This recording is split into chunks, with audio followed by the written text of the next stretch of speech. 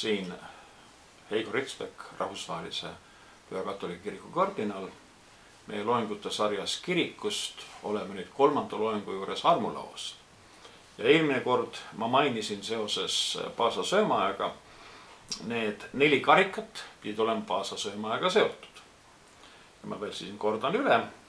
Esimene karikas oli siis see, mis esindas üldse terve Paasa söömaaja tähtsust kui püha. See oli see Kidushi karikas. Teine karikas oli siis tegelikult Paasa söömaaja liturgia alguskarikas. Ja sellega kaasnes 113. psalmi laulmine. Siis tuli 3. karikas. See oli õnnistuse karikas, millega ka söömaaeg oli seotud otseselt. Hapnemata leivad olid seal ja edasi. Ja siis enne 4. karika joomist tuli laulda 5 psalmi. Need on psalmid 114, 115, 116, 117, 118.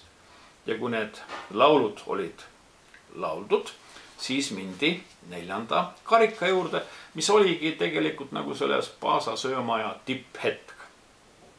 Milles on meil siis see probleem? Probleem on selles, et Jeesus ütleb pärast 3. karika joomist midagi, mis on kuidagi, võiks öelda üllatav.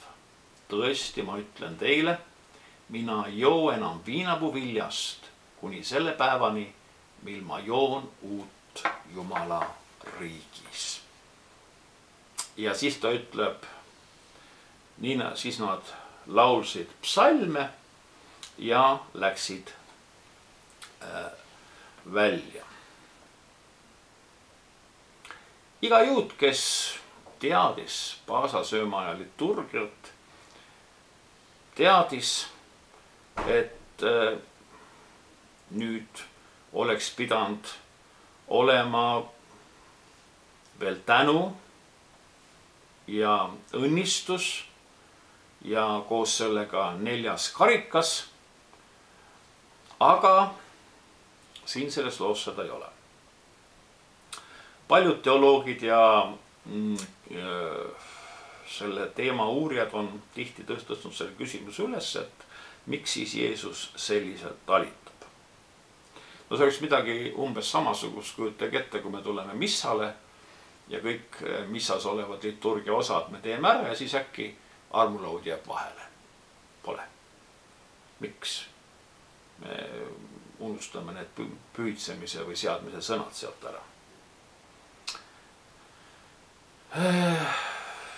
Niimoodi ei tehtud. Jeesus oli üles kasvanud juudina.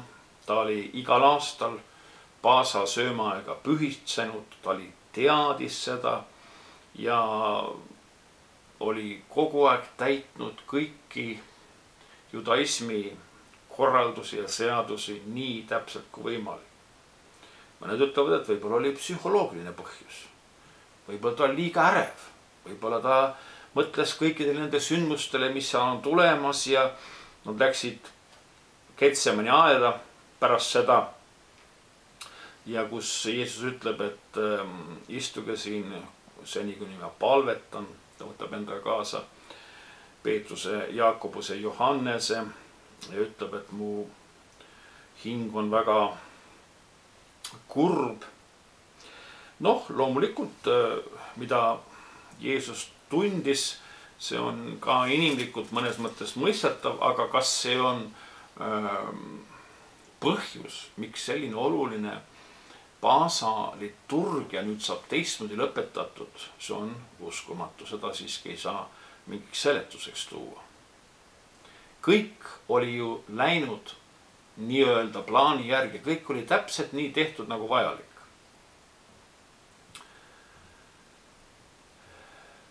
Kui ta on Getsemani aias, siis paneme tähele, kuidas Jeesus seal palvetab.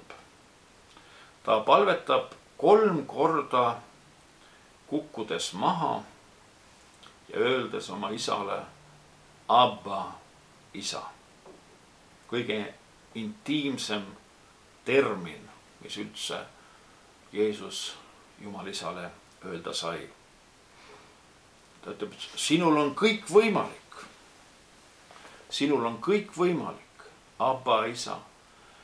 Vii see karikas minust mööda, kuid ärgu sündigu see, mida tahan mina, vaid see, mida sina tahad. Vii see karikas minust mööda. Milline karikas? Mis karikast me siin räägime? Me teame, et prohvetid Jesaja ja Jeremia räägivad Jumala vihakarikast, mida Messias peab jooma. Ja loomulikult mingisuguse sideme me võiksime ka siin luua, aga ikkagi see katkestatud paasa liturgia. Miks nii? Ja Jeesuse poolt öeldu. Jeesuse poolt öeldu. Isa, sinul on kõik võimalik. Vii see karikas minust mööda. See karikas. Ja enne mina ei joo enam viinapuu viljast kuni selle päevani, mil ma joon uut Jumala riigis. Kõik need asjad on mingisuguses seoses ja kuidas see draama siis edasi läheb. Nii, kui me läheme edasi Markuse evangeeliumiga, siis 23. salmis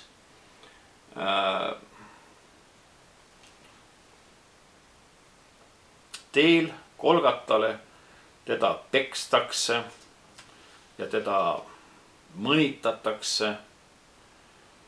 Ja siis Markuse 15:23 öeldakse meile seda, et ja talle pakuti mürriveini. Tähendab veini, mis oli mürriga segatud, aga tema ei võtnud vastu. Mürrivein oli tollal omamoodi selline valuvaigisti, aga Jeesus ei võta vastu. Miks? No, paneme tähele, et tuleb meile meelde taas see lause. Ma ütlen teile, mina ei joo enam viinapuu viljast, ehk ma ei joo veini enne kuni selle päevani, mil ma joon uut Jumala riigist. Kui me tuleme Johannese evangeeliumi 19. peatüki juurde, siis Johannese 19. peatükk kirjeldab meile meie issanda ohvrit küllaltki unikaalsetes detailides. Ja räägib ka sellest, et Jeesus kannab konkreetselt riietust, selle, kui ta on teel ristile, mis on juhtumisi täpselt samasugune riietus, mida kandis preester, kui ta ohverdas paasapüha ohvrit. Siin on ta tõeline preester, aga samal ajal tõeline ohver.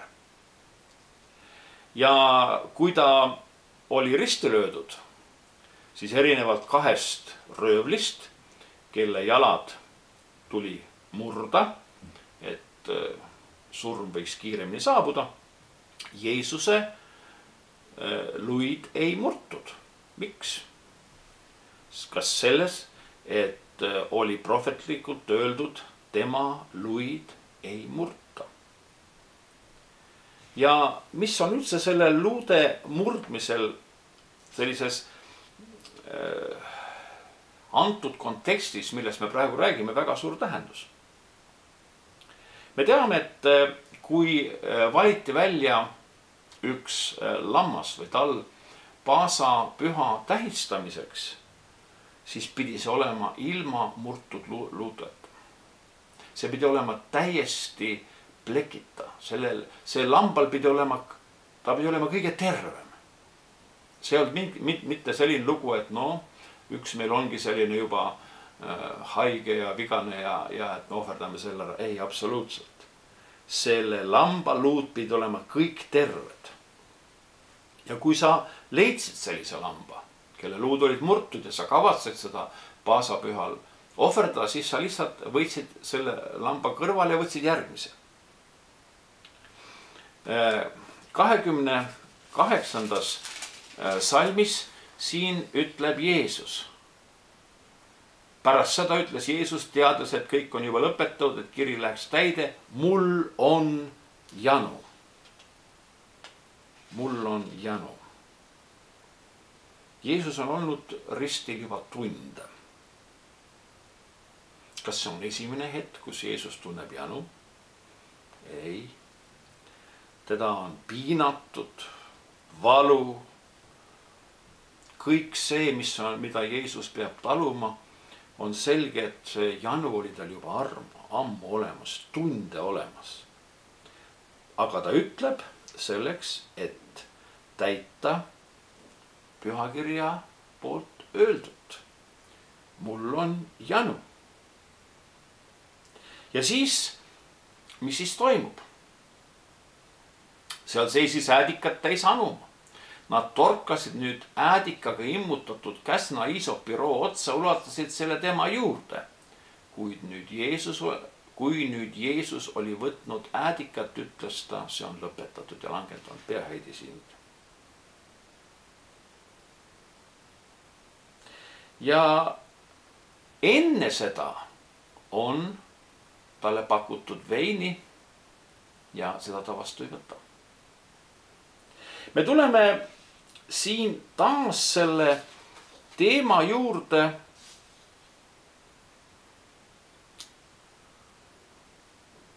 kus Jeesus võtab äädikat täis anumast, immutatud käsna, iisopiroo otsa. See ulatati selle tema suu juurde. Jeesus oli võtnud äädikat, siis ta ütles, see on lõpetatud. Millal öeldi paasasööma ajal need sõnad, see on lõpetatud? Paasasööma ajal öeldi need sõnad siis, kui võeti vastu 4. karikas. Me saame loomulikult aru, et Jeesuse poolt öeldud sõnad tähendavad lunastustöö lõpetamist. Loomulikult. Aga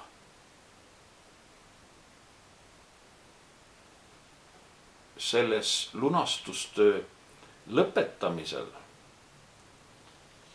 on siiski midagi veel ees. Jeesus ei ole veel ju surnust üles tõusnud. Ja selles mõttes on siin nagu selline väga,